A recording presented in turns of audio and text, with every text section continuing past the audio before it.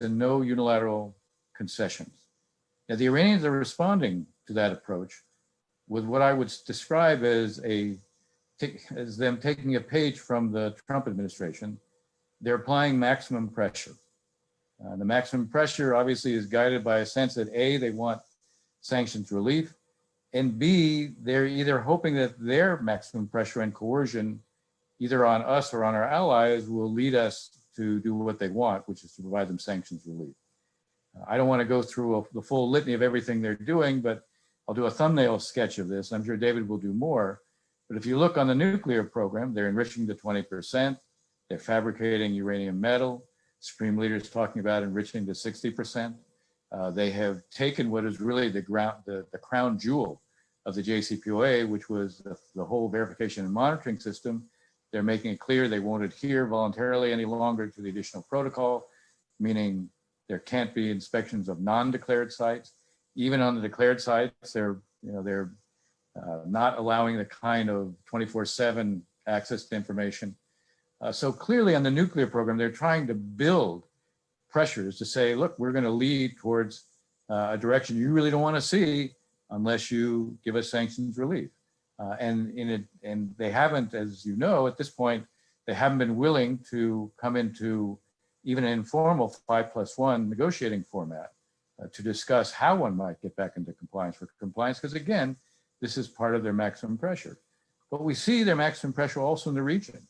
We've seen it in terms of the Shia militia attacks on bases in Iraq, where we're located. We've seen it even in the last week where there have been attacks primarily from the Houthis, but throughout all of Saudi Arabia. Ras Tanura, which is maybe the most important oil export facility in the world, where 15% of the world's oil passes. They fired rockets at that, which is 900 miles away from Yemen. They hit in Yanbu on the Red Sea, in Jeddah, all hitting oil facilities, all basically in the last week. And this is part of an approach designed to ratchet pressure up with the aim of getting sanctions relief. So the administration at this point, as I said, is holding firm. My own guess is we'll know soon whether we're likely to see what is a step-by-step approach. Compliance for compliance really meant no lifting of the nuclear-related sanctions until the Iranians, in fact, were back in full compliance with the JCPOA. My guess is we'll see some kind of step-by-step approach, assuming the Supreme Leader feels a great urgency to get sanctions relief. If he does, we'll see, my guess is, a step-by-step approach where maybe there's a kind of parallelism that is created that is designed to get us each takes a step. They take a step, we take a step to relieve some sanctions, and that gets us back into the JCPOA. Maybe that happens before the Iranian election, or maybe the Supreme Leader chooses to wait until after the Iranian election and there's a new president. It is not, if you're looking at Rouhani or Zarif and thinking they're the decision makers, they're not, they're instruments. It depends on where the Supreme Leader comes out on this. But my guess is we're going to find ourselves back in the JCPOA. Mark, you're quite right. The administration has made it clear it wants to use that as a platform to then negotiate a longer and stronger agreement, but then also to deal with other issues like ballistic missiles and also Iran's behavior in the region.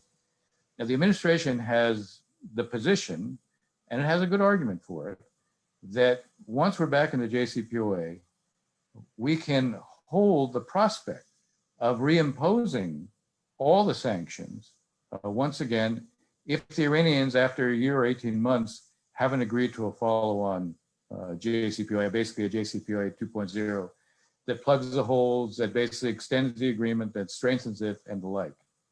And that could work for a JCPOA 2.0. The problem is it doesn't work for the region. And one of the objectives that the president has laid out is that we want to deal with Iran's behavior in the region. And here I would say, I mean, before we came on, we were mentioning Yitzhak Rabin. Here I would say it would make a lot of sense for the Biden administration to take a page from Yitzhak Rabin. What I mean by that is when Rabin recognized the PLO, he said, we're going to pursue peace as if there is no terror, and we're going to fight terror as if there is no peace. We, the Biden administration, needs to adopt a similar kind of approach. The Iranian approach to the nuclear issue is to say that's separate and we can do whatever we want in the region. And the administration needs to adopt a similar kind of approach. If we want to be able to deter what the Iranians are doing in the region, we're going to have to raise the cost to the Iranians for what they're doing. And there are a number of things that we actually can do. One of the things I would say that we can do is just demonstrate we're prepared to compete. And what I mean by that is the following. One, raise the cost to the Iranians of what they're doing in Iraq. We can do much more to support the Iraqi military. We can mobilize the Saudis and the Emiratis to provide more material support, financial support for the Iraqi government. We want to increase the political space the Iraqi government has against Iran and the Shia militias there. Something else we need to do.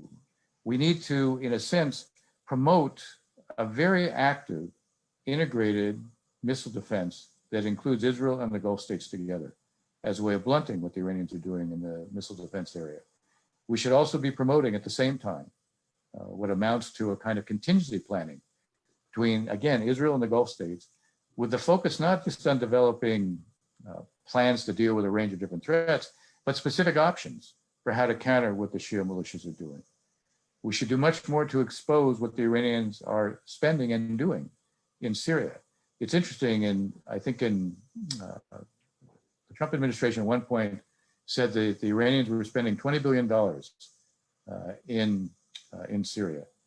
And the Revolutionary Guard was sufficiently on the defensive because of that, and they said, no, that's not true. We're only spending $10 billion. Well, at a time when the country is being squeezed, that also creates a kind of pressure. We should be pushing in a very active way the normalization process because it creates a coalition, basically, against the Iranians. None of this is inconsistent with the diplomatic approach. All of it is a way to underpin our determination, on the one hand, to use diplomacy, but at the same time to compete with the Iranians. If we're going to be effective in terms of trying to achieve the objectives of lengthening and strengthening the JCPOA, but of also dealing with the other threats that the Iranians pose in the region, our strategy also has to, in a sense, have different parts to it. We are producing a diplomatic outlet for the Iranians. We're not necessarily denying them that possibility, but at the same time, we're making it very clear we will raise the cost to them of some of the things they do that they shouldn't be doing. All right, why don't I stop there? That, I think, provides a useful context to begin. Mr. Albright. No, thank you for the invitation to speak, and it's great to be here with you all. My group is a technical group, and studied the Iranian nuclear program. I'll say nuclear weapons program and their sensitive nuclear programs for a couple decades, and I'd like to make some comments today, growing out of that. I'd also like to express some concerns about reinstituting the JCPOA, and I'll focus the second half of my talk on that. From my point of view, a real watershed in understanding Iran's nuclear program, particularly its nuclear weapons program, was when Israel successfully seized the Iranian nuclear archive in early 2018. With that set of documents, we have a much better understanding of Iran's nuclear weapons efforts. I mean, there was, as you all know, there was a crash nuclear weapons program in the early 2000s aimed at building 5 nuclear weapons, 4 missile deliverable, and 1 to be available to use in an underground nuclear test site. We identify typically 3 pillars of making a nuclear weapon: producing fissile material, in the case of Iran, weapon-grade uranium, weaponizing the weapon-grade uranium in a nuclear weaponization program, and then having a delivery system. And Iran's crash program was very active in all 3 areas. And as you also know, a lot of international pressure was brought to bear on Iran in 2002, 2003, including the US invasion of Iraq. And that led Iraq to decide not to build the nuclear weapons, not to finish this crash nuclear weapons program. But the archive also shows that they didn't end it. They made a decision not to build nuclear weapons. They made a decision to downsize, eliminate many of the production scale nuclear weaponization facilities. Interestingly, they didn't stop, they paused, but they didn't stop the facility to make weapon grade uranium, Fordow. They continued to build that in secret until it was exposed in 2009. And the delivery systems have continued on, essentially unabated. And it's a long story, and we're just finishing a book on this subject, but today we think Iran still has not decided to build nuclear weapons, but it's not a latent program like you would think of in Japan with its huge stock of separated plutonium. It's a program that's much more developed than that. It's a program that's ready to build nuclear weapons if it's ordered. In a sense, it's can build nuclear weapons on demand. And what does that mean in terms of timelines to a bomb? One is for us who work in nonproliferation, the key thing you worry about is a test, an underground test. In the old days it was above ground test, but now it's an underground test.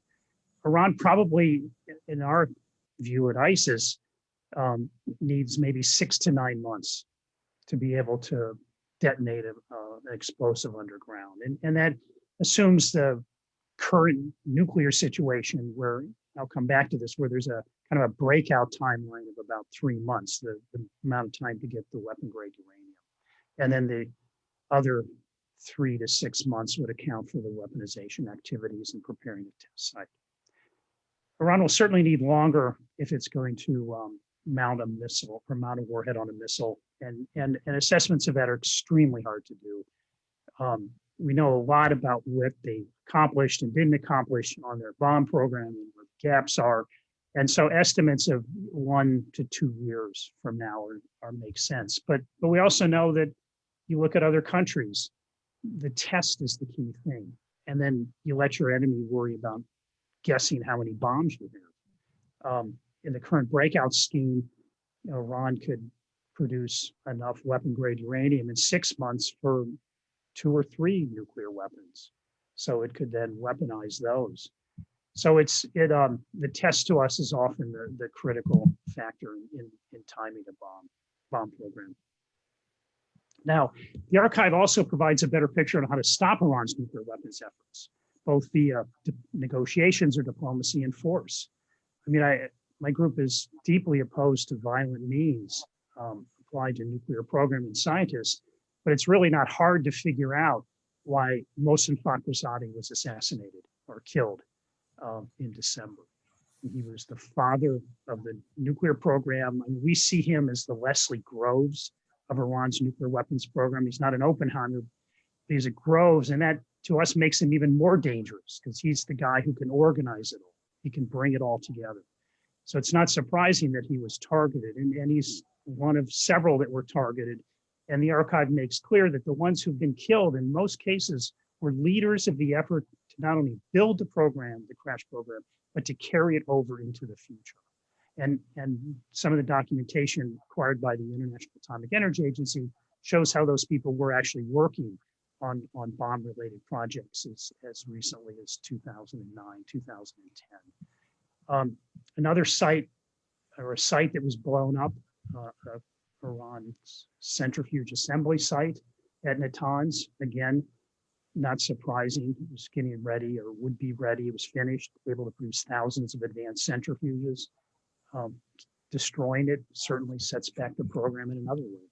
So, and I would expect these things to continue. We'll see what happens if negotiations start. But the archive and other information has opened up vulnerabilities of the program that some are going to have a hard time not taking advantage of. Now, on the negotiations, a central lesson of the archive is just how determined Iran has been to get nuclear weapons. And it's willing to devote considerable resources. It had the unity of all the top leadership of the Iranian regime, including Rouhani, back when the crash program was launched. And it's patient. I mean, Iran understood that in the international environment of 2003, it was very risky for it to move to build nuclear weapons, but it didn't abandon them. it continued, but in a more subdued, but a more patient way. And it brings me to the JCPOA. I mean, it's an agreement that in our business, we would say it kicks the can down the road, and that's fine. But we've done that in North Korea and it didn't work out so well. And so I think in the Iranian context, getting limitations that last to 2030 are fine from a US perspective, but they're really not that long to Iran. And I think you have to really look at that deal and try to make sense of just how to fix it. And I want to make sure I don't talk for too long, so let me speed up a bit. I mentioned the breakout of being 3 months now, and Dennis mentioned that Iran's making uranium metal and moving forward in centrifuges, and all that's very scary. But if you look to the 2030, when the JCPOA nuclear limitations essentially end, you'll have a 3-month breakout time, rapidly decreasing. Within a few years, it could reach a few weeks or a few days, based on what Iran has said it would do. It's filed documents as part of the JCPOA, made public statements. So it would be going to these very low or short breakout timelines, but under a legitimized program. This is allowed under the JCPOA. And so if you're scared about today, you should be terrified of the future of 2030. Now, another problem we've had at our institute is when you combine the JCPOA with what we view as essentially weak inspections, which is what we believe existed through 2018 and really still exists today. And what do I mean by that? I mean, clearly there's great monitoring inspections at declared sites. The loss of the additional protocol is a serious loss. I mean, one of the nice things about the additional protocol is it facilitates access. So at a declared site like Natanz, within 2 hours, the IA can go to any building on that site. It makes going off-site a little easier, although the fundamental right of the IA to go to any site in Iran is embedded in the Comprehensive Safeguards Agreement, which still stands. But the IA couldn't do it. They've been very unsuccessful at accessing military sites. Usually it takes tremendous pressure.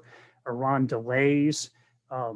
With the archive, the situation started to change. I mean, finally, the IA had strong information about what was the undeclared uranium, what were the undeclared sites, what were the undeclared activities. It's laid out in great detail. And so they could then move to start putting pressure on Iran, and Iran has got to give, but it barely gives.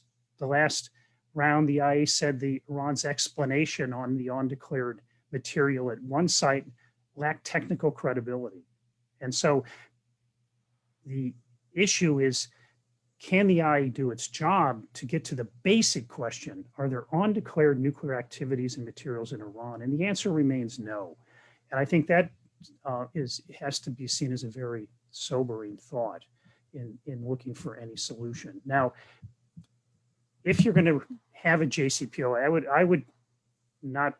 I think it can be fixed. I participated in the Trump administration effort to try to fix the deal, which was blown out of the water by his sudden decision to renounce the deal. But many things were worked out in there of how do you strengthen it. I would prefer it be done in an extended negotiations rather than in a two-step process, because I am scared of losing the leverage, as Dennis raised. But I think we know what to fix. I mean, ideally, we'd like to eliminate their enrichment program, but lengthening the sunsets would be very helpful. Maybe destroying the excess centrifuges. One of the things you worry about in the breakout is they can quickly redeploy centrifuges, which they are doing now. If you destroy the excess ones, it's a little harder. There was a wonderful section in the JCPOA on weaponization, nuclear weaponization, called Section T. It was never implemented, as far as I can tell. There was lip service to the monitoring, but it was never enforced. And it really gets at some critical nuclear weaponization activities that if it was taken seriously, could interfere in Iran's ability to build nuclear weapons if it decided to do that. Certainly you can link with the IA access to military sites to the deal. I mean, a lot of discussion on that for the JCPOA. I know, in a sense, our side lost on that completely, as far as we can, from our point of view. The IA was sort of just told to kind of sit back and take your time, because we're not going to help you really resolve this problem in the short term. Another one that we've come to as a result of the archive is I think it makes sense to focus more on underground nuclear test sites. That there's a lot of information about what Iran was doing to build a nuclear test site. We don't think it ever built a shaft, but we think their work on it continued. And they probably have moved more into thinking of a tunnel rather than a shaft, somewhat like a tunnel like what North Korea did with a mountain. But it's that can be probed. I mean, it can interfere in Iran's ability to pull together that kind of capability. And then I think you do have to worry that at least that there's some bans on ICBMs. I mean, this was also part of the Trump administration fix. I mean, it's not enough, but at least a new deal should have that. I mean, ideally, you'd like to negotiate better limits, shorter ranges. And then you also want to make sure there's no nuclear and missile proliferation. So I think these things, in my mind, it'd be better to do them in a step-by-step process, starting now, not in a two-step process where you reestablish the JCPOA and then start working on these. I just don't see the leverage to do that. These are big steps, I understand, but I think they're necessary. And it's really based that Iran doesn't need nuclear weapons. I think there are people in Iran who understand that. It doesn't even need an uranium enrichment program. It's a waste of money unless you're going to build nuclear weapons. So I think a lot of these things Iran's being asked to give up are in the end are not that painful, particularly if it leads to greater international cooperation and a more stable region. So thank you. Hope I didn't go too long. Great. Thanks so much, Mr. Albright and Ambassador Ross. Now we're going to move into the Q&A portion of the discussion. I wanted to encourage folks to please submit a Q&A. If you're on Zoom, you can type it in the Zoom interface. I'm going to ask all questions anonymously. I won't be using any names. If you're on Facebook, you can type it into the comments section. Mr. Albright, I'm going to throw the first one to you. It's regularly said that Iran was obeying the JCPOA until Trump withdrew. Is that correct? Does the IAEA report showing that they might have had undeclared nuclear material mean Iran would have been in violation of the JCPOA? No, exactly. I mean, the archive provided the evidence of how to get at the undeclared material. And the IAEA always said, I mean, they were kind of silenced in 2015, but they always said, if there's new information, we're going to act on it. And they have. Director General Grossi's really tried to move forward on this. I mean, it's hard, but and so Iran was not in violation of I would say, the JCPOA, the additional protocol, its comprehensive safeguards agreement, and the archive itself is, given its extent and what it covers, and that it was secret and curated. It's hard to reconcile that with the JCPOA's fundamental commitment that Iran would not seek nuclear weapons in any manner at all. And so I think the US negotiators understood that having a bomb program in your back pocket is not allowed under the JCPOA. Ambassador Ross, anything you wanted to add there, or else I'll go to the next question? I would say one of the interesting things about the archive, as David is pointing out, it's an incredible resource for the IAEA. I think it would be good for the new administration to send some people to spend some time going over the archive so that A, the Iranians see that this is part of the administration's approach, but B, also it should be part of what is going to be in the negotiations. I mean, what the most important thing to understand that the archive reveals is that the Iranians never gave up the idea of having a nuclear bomb. David said it well. The JCPOA basically did is it kicked the can down the road. The Iranians didn't give up the option. They simply deferred the option. And the fact that they preserved this archive meant that they preserved all the materials, everything they had done to put themselves in a position where they could have a bomb.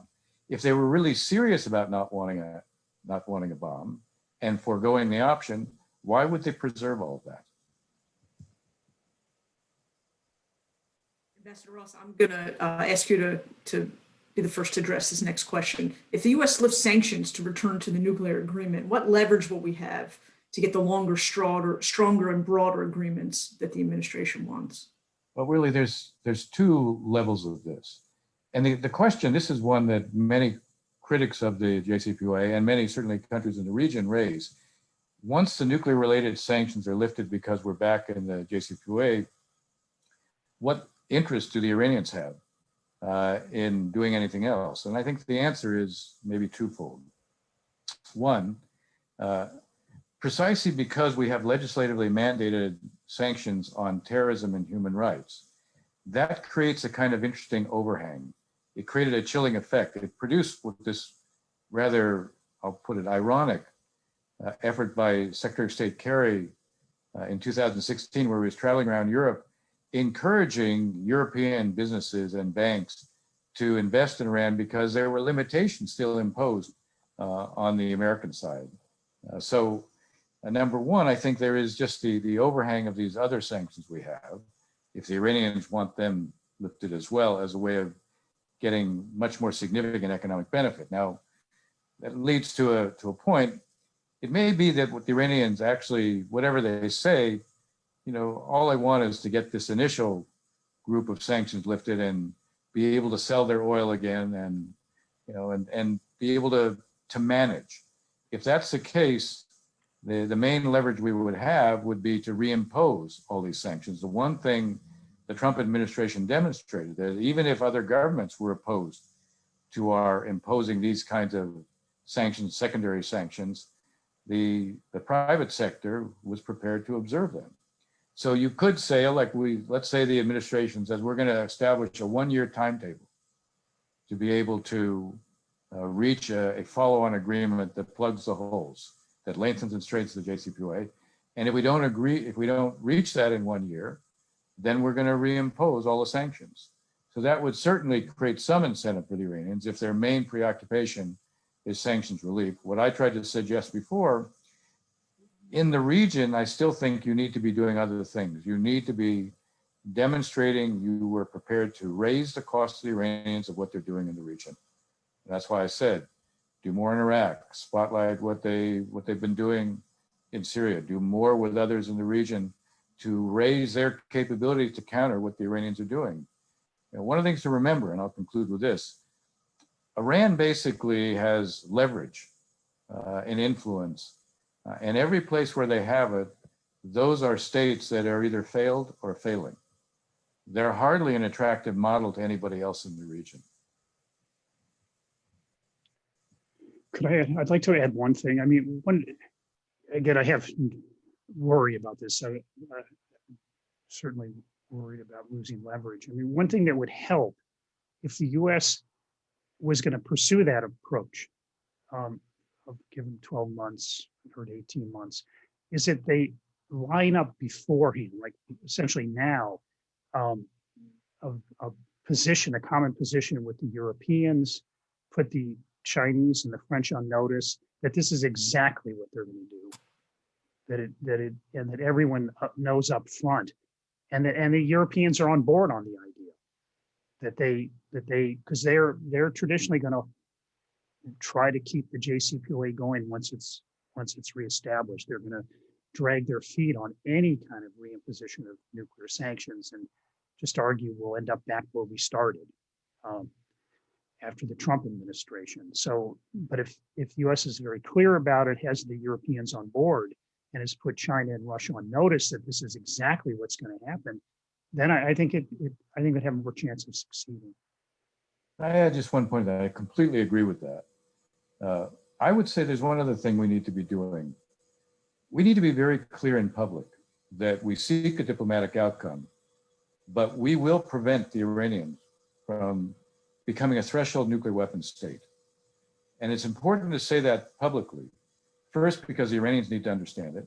Secondly, because it sends a message to the Iranians that we're preparing the international community, that while we favor diplomacy and we're going to pursue diplomacy, if the Iranians make it impossible through diplomacy to succeed, we will, in fact, be prepared to act militarily to ensure that they do not have that capability. I think that is also part of what it takes to maintain leverage. I have a question here about sunset clauses. Thank you both for this great talk. A distinction has been made between the timing of the various sunset clauses in the JCPOA. Can you discuss which soon expiring sunset clauses are of greatest concern and which are still in effect for a while? Mr. Albright? Yeah, there's a whole range of sunsets. I mean, the ones we traditionally focus on are the ones that have concrete implications. You know, a sunset where Iran could start manufacturing advanced centrifuges. Maybe not the whole thing, but part that starts, you know, in 2023 that can first take place. You know, in 2025, there's a sunset that expires that would allow them to start redeploying advanced centrifuges such as the IR-2M, IR-4, and building a considerable number. You know, year 15 is a critical time when their stock of low enriched uranium wouldn't be limited anymore. They could have as much as they wanted. They could make 20% again. In fact, they could make any enrichment they wanted. I don't think they would, but they could, at least under a civil program. And so you have a kind of an unpeeling of these sunsets starting in 2023 and then accelerating after 2025. And then essentially those key limitations ending in 2030.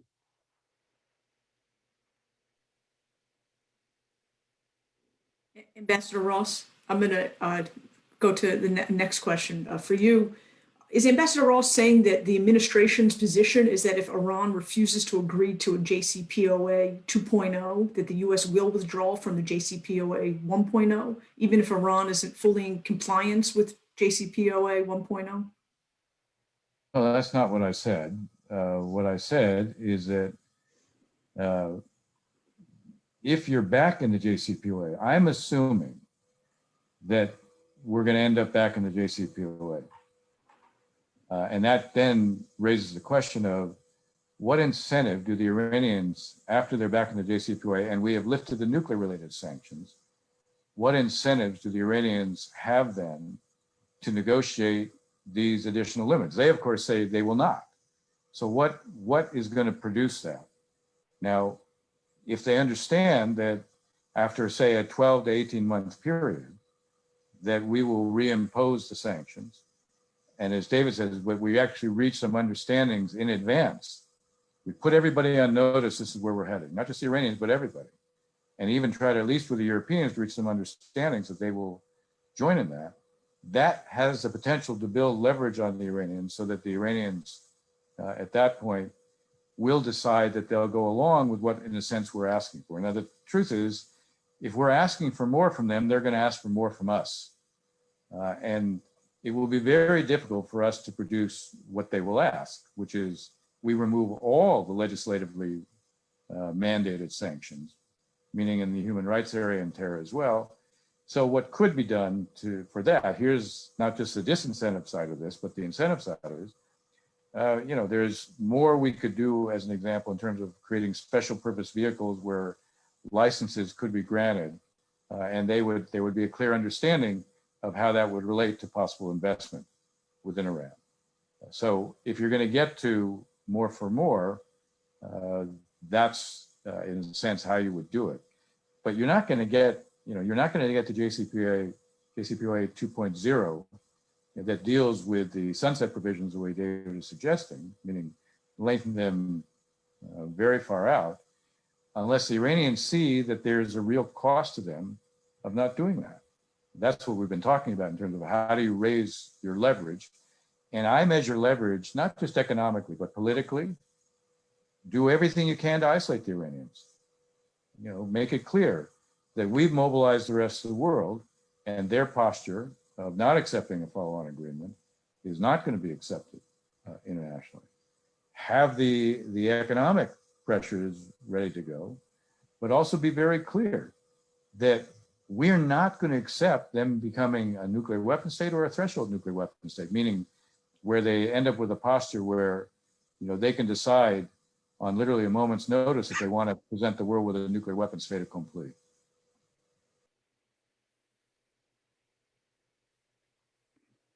Mr. Albright, here's a question about U.S. intelligence. Historically, how accurate has U.S. intelligence been in knowing about the weapons and mass destruction programs of countries like Iran, Iraq, North Korea, Pakistan, India, et cetera? Well, it's a lot of countries to cover. I mean, I think overall they've done a pretty good job. I mean, I think I could go through the whole saga of Iraq, where that was very tough. On Iran, I think, I don't think the program ended in 2003 as was assessed, at least with moderate confidence, in a 2007 national intelligence estimate. And I think even some of the authors of that are probably wouldn't interpret that strictly. They may look more at a program that halted, that maybe parts continued. But so I think they're not perfect. But I think on Iran, they've done a pretty good job. And one of the nice things in the 2007 NIE, they correctly identified that, I think they overstated it, but they did identify that a crashed nuclear weapons program had ended. They missed, I think, that part of it continued, but that was a pretty major victory. And I think in recent years, the Western intelligence combined, and they do work together, has done a pretty remarkable job. I think Israel has gone public with its victories, with the archive, with the Turkish Abad site where equipment and materiel was stored. And that's where the IA found, when they finally got in there after a huge struggle, found undeclared uranium. And so, at least one of the sites they found it. So I think the intelligence has provided important information for policymakers and for the International Atomic Energy Agency, and feel pretty good about what's happened on Iran. Other countries, it's really, Iraq is well known. First, it was underestimated in the late 80s, and I shared in that underestimation of the Iraqi nuclear weapons program. I didn't share in the 2003, 2002 assessment of the U.S. intelligence. Thought that was a bogus assessment, and they, have rightly been criticized for that. And then on Syria, they did pretty well with information given to them by Israel to identify, confirm the secret nuclear reactor in Syria. So, but anyway, I think and probably just should say that U.S. intelligence is vital in the whole process of dealing with Iran, and both on the detection side, but I would also say, and again, this is not our area, but on the offensive side, that military strikes are not very feasible, but other types of forceful measures can be. And I think Dennis in an article wrote that maybe the U.S. should start maybe even exploring some of these, but not taking credit. And sometimes that's happened in the past, I know, but it may be that's a corollary of Rabin's rule that you mentioned of involving terror and peace.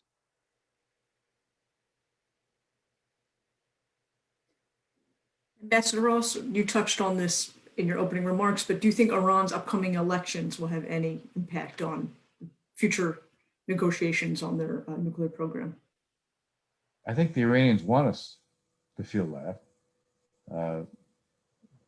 I don't see it. I see, Rouhani and Zarif are basically those who carry out what the policy is going to be. Do they influence it? Maybe to some extent, but it's really the Supreme Leader. If the Supreme Leader didn't want there to be a JCPOA, there wouldn't have been a JCPOA. And the fact is, if the Supreme Leader decides that the only way they can get the sanctions relief that they want is by going back into the JCPOA, which they say they will do.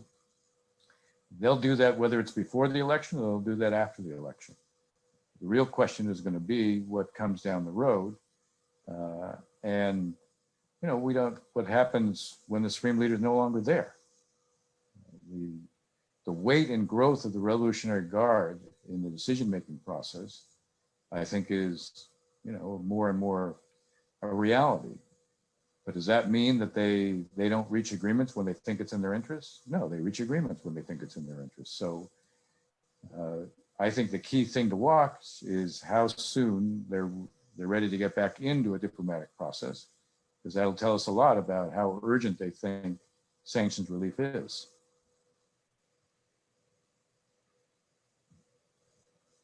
I have another question about recent peace agreements between Israel and some of its neighbors. The dynamics in the Middle East are different than they were in 2015 when the JCPO was established.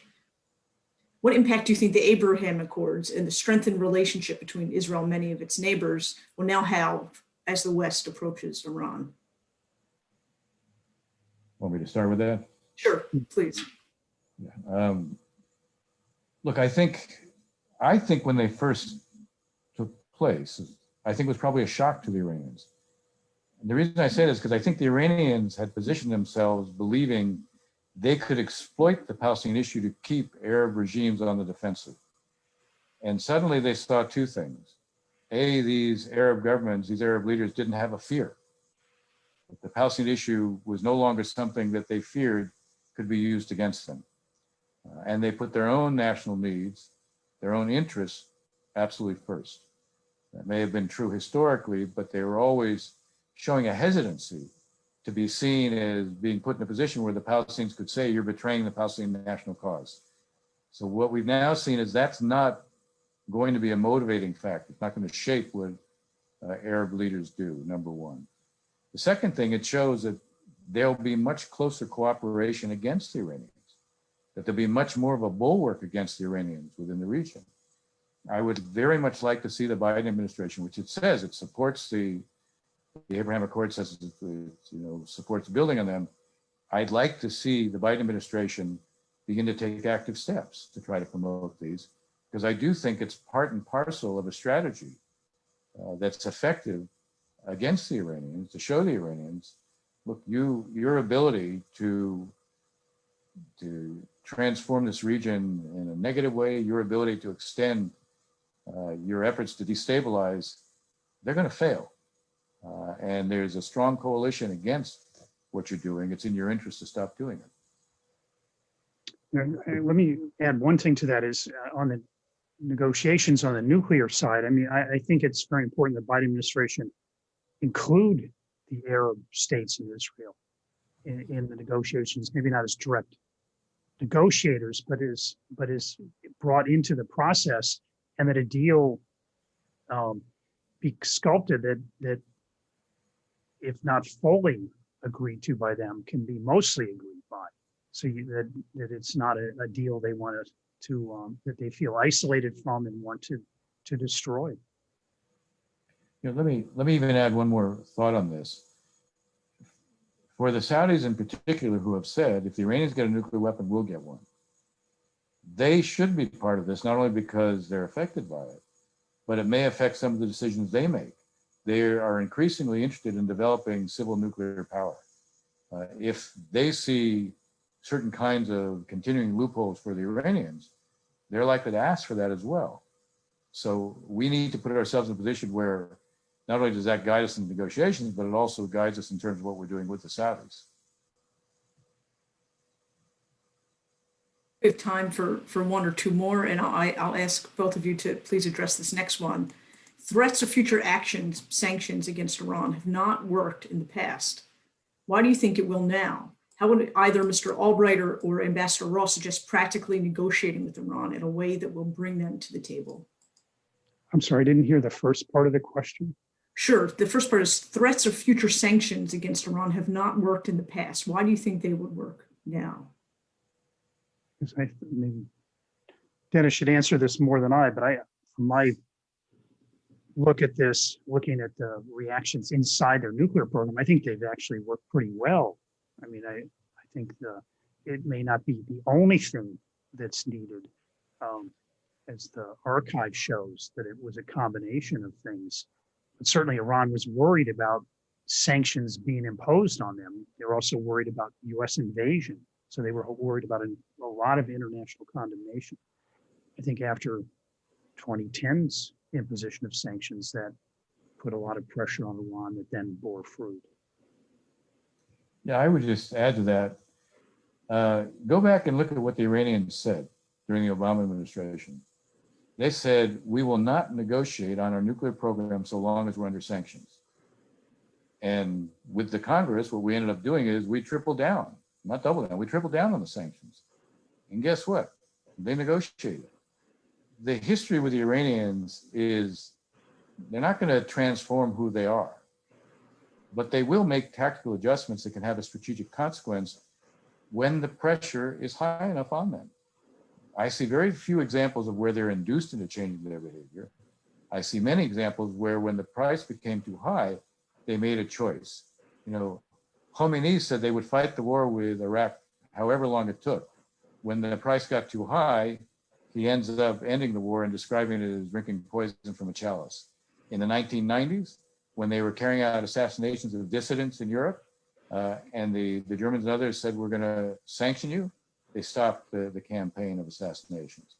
When we defeated the Iraqi military in 3 weeks, so a military they couldn't defeat in 8.5 years, and they thought they were next, suddenly they were prepared to suspend their nuclear enrichment.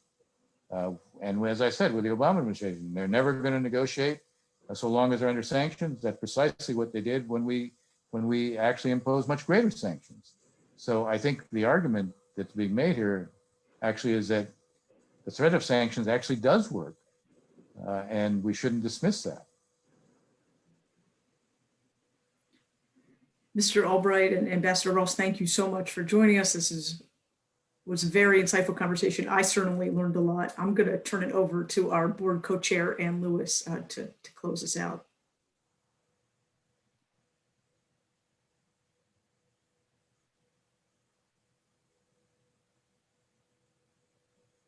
Thank you, Ambassador Dennis Ross and David Albright, president of the Good ISIS. I'm told that, okay, I have to start my video now. Sorry about that. Let's do it again. Thank you, Ambassador Dennis Ross. Thank you, David Albright, for reminding us there is a good ISIS as well. Thank you both for your wise words and for your years of public service. And thanks to all of you I can't see for being with us today.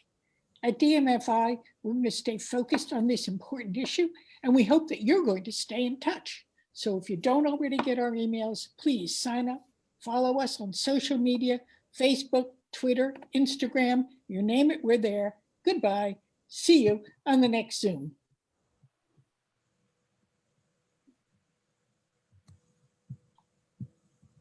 Thanks, gentlemen. That was really, really wonderful. Appreciate it. No, thank you. Fantastic. Did you see